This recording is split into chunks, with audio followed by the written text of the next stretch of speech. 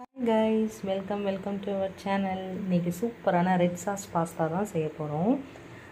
வாங்க வீடியோக்குள்ளே பார்க்கலாம். சூப்பராக ஈஸியாக இருக்கும். இந்த பாஸ்தா வேக வைக்கிறதுக்காக இந்த மாதிரி கொதி தண்ணி வரணும். அதில் 1 ஸ்பூன் தேங்காய் எண்ணெய் ஊற்றிக்கோங்க. அப்போ தான் ஒட்டாமல் இருக்கும் பாஸ்தா. இன்னும் 2 கப்பு பாஸ்தா போட்டிருக்கேன். இது நல்லா பாதி வெந்தால் போதும். ஏன்னா இந்த சாஸில் எல்லாம் வேக போகுது. ஸோ பாதி வெந்தால் போதும். பாதி உப்பு போட்டு வேக வச்சுக்கோங்க.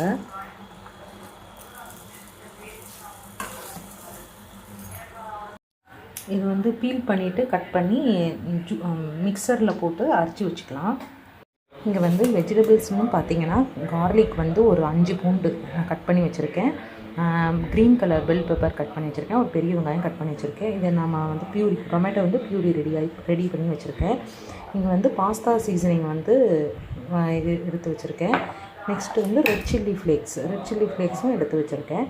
இவ்வளோதான். இது நம்ம ஈஸியாக போட்டு டாஸ் பண்ணி எடுத்துடலாம். இந்த அளவுக்கு பாஸ்தா வெந்த அளவுக்கு போதும். நான் இப்போ அதை ட்ரைன் பண்ண போகிறதில்ல. இந்த தண்ணியிலேயே இருக்கட்டும். ஏன்னா ட்ரைன் பண்ணால் ஒன்றோட ஒன்று ஒட்டி ரொம்ப உடஞ்சிரும். ஸோ இந்த தண்ணியிலே நம்ம பாஸ்தாவை வச்சுக்கலாம். ஆஃப் பண்ணிடலாம்.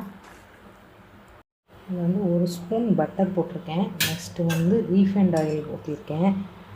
ஒரு ஸ்பூன் ரீஃபைண்ட் ஆயில். இப்போ இந்த கட் பண்ணி வச்சுருக்கோம்ல பூண்டு, இது ஃபுல்லாக போட்டு நல்லா வதக்கிடலாம்.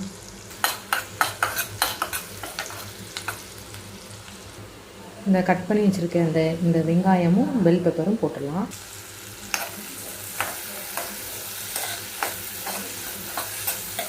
இது பாதியாக வதங்கினா போதும். ரொம்ப ஃபுல்லாக வதங்க வேண்டாம். இப்போ டொமேட்டோ கெச்சப் இருக்குல்ல, அதை ஊற்றிக்கலாம். ஒரு 2 ஸ்பூன் ஊற்றிக்கோங்க. நெக்ஸ்ட்டு நம்ம அரைச்சி வச்சுருந்தோம்ல டொமேட்டோ பியூரி, அதையும் ஊற்றிக்கோங்க. ஊற்றிட்டு இதெல்லாம் நல்லா மிக்ஸ் பண்ணிவிடுங்க. இப்போது நல்ல காரத்துக்கு 1 ஸ்பூன் சில்லி ஃப்ளேக்ஸ் போட்டுக்கலாம். உங்களுக்கு காரம் நிறையா வேணும்னா 2 ஸ்பூன் போட்டுக்கோங்க. இங்கே காரம் கம்மி தான், அதனால் 1 ஸ்பூன் போட்டுக்கிறேன். இப்போ பாஸ்தா சீசனிங் சும்மா ஒரு 1/2 ஸ்பூன் போட்டுக்கலாம். லாஸ்ட்டாக நிறையா போட்டுக்கலாம். இப்போ இது ஒரு 1.5 ஸ்பூன் மைதா போட்டிருக்கேன். மைதா போட்டு நல்லா மிக்ஸ் பண்ணிடுங்க. இதுதான் சாஸ் தரும் நமக்கு. இது நல்லா மிக்ஸ் பண்ணிவிட்டு ஒரு 2 செகண்ட், ஒரு 5 செகண்ட்ஸ் நல்லா மிக்ஸ் பண்ணி விடுங்க. மிக்ஸ் பண்ணிவிட்டு இங்கே நான் ஒரு டம்ளர் பால் ஓவனில் வச்சுருந்தேன். இப்போ அந்த பாலை ஊற்றிடலாம். சாஸ் இந்த மாதிரி தான் ரெடி ஆகிடும். டக்குன்னு ஒரு 5 மினிட்ஸ்க்குள்ளேயே 3 மினிட்ஸ்லேயே சாஸ் ரெடி ஆகிடும். கட்டி ஆக கொஞ்சம் பால் ஊற்றிக்கோங்க.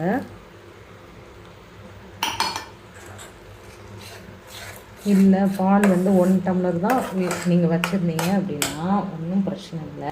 நீங்கள் பாஸ்தா வேக வச்சுருந்தோம்ல இந்த எக்ஸ்ட்ராக்ட் வாட்டர், அந்த வாட்டர் நம்ம இதில் ஊற்றிக்கலாம். இந்த பாஸ்தா வாட்டர் தான் நீங்கள் ஊற்றணும். அதுதான் நல்லா அதில் ஃப்ளேவர் இருக்கும். அந்த பாஸ்தாவோட ஃப்ளேவரும் இருக்கும். இது நல்லா கட்டி ஆகிடும். சாஸ் ரெடி ஆகிடுச்சு. இன்னும் ஒரு 2 மினிட்ஸ் விட்டால் ரெடி ஆகிடும்.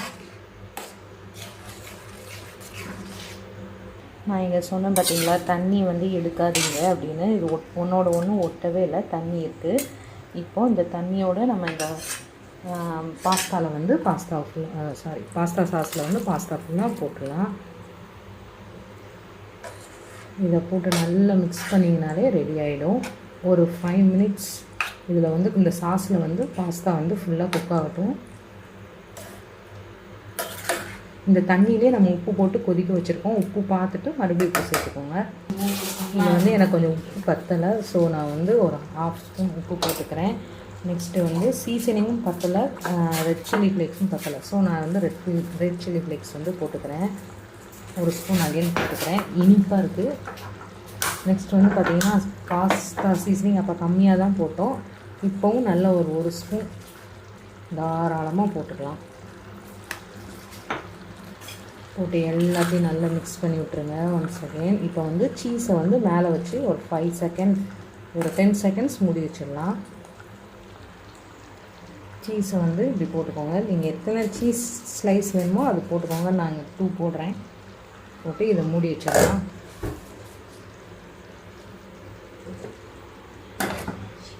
ஒரு 2 மினிட்ஸ் அழகாக பேக்கிற மாதிரி. இங்கே பாருங்கள், நல்ல பேக்கான மாதிரி ஆகிடுச்சு, சூப்பராக வெந்துருச்சு. இந்த வீடியோ பிடிச்சிருந்தால் லைக் பண்ணுங்கள், ஷேர் பண்ணுங்கள், சப்ஸ்கிரைப் பண்ணுங்கள். தேங்க்யூ ஃபார் வாட்சிங்.